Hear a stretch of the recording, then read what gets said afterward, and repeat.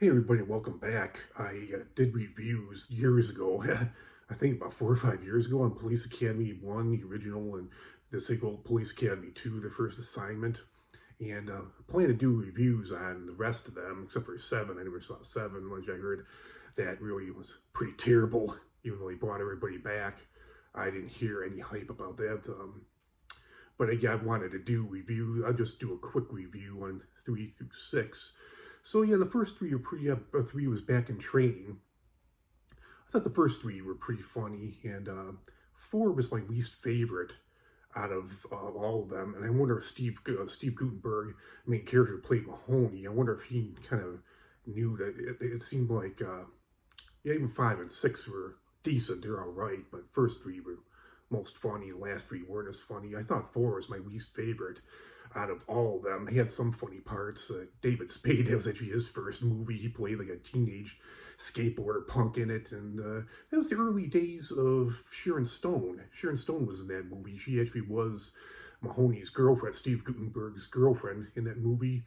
And I wonder if Mahoney, that was the last one he wasn't in 5 or 6, because 5 was made in 1988, and I guess that around that time he was working on 2 movies.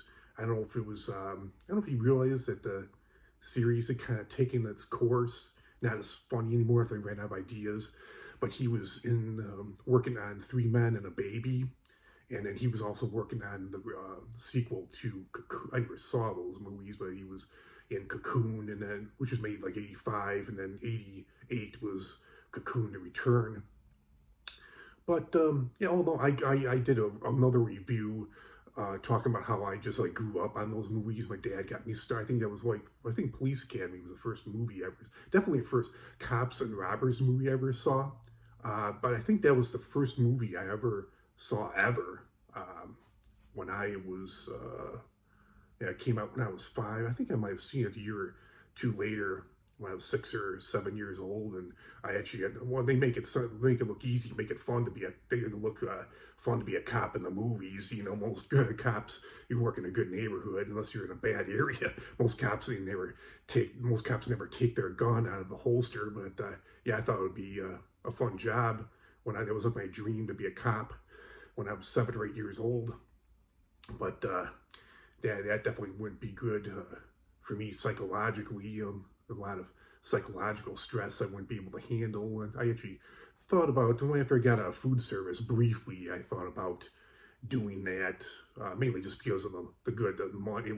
You can't go into something just for the money. But when I was like 26, 27, I didn't really know what I wanted to do. I got out of food service and was working in a home improvement warehouse and didn't really know what I wanted to do next. I actually thought about becoming a cop, but I'm glad I didn't do it, because I do suffer from anxiety, and it's not a relaxing job for the most part.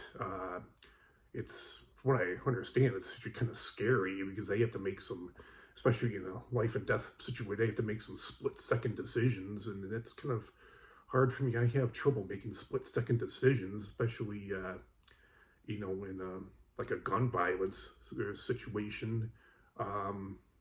And then I did work at a county jail for 10 years, and thought about becoming a correctional officer, but that's a lot of stress too. A lot of those officers that I worked with had high blood pressure, hypertension. Yeah, that definitely is not an easy job, not very fun. So yeah, I think that's all I gotta say about that. So comment, like, share, subscribe, and I'll talk to you all real soon with another great video.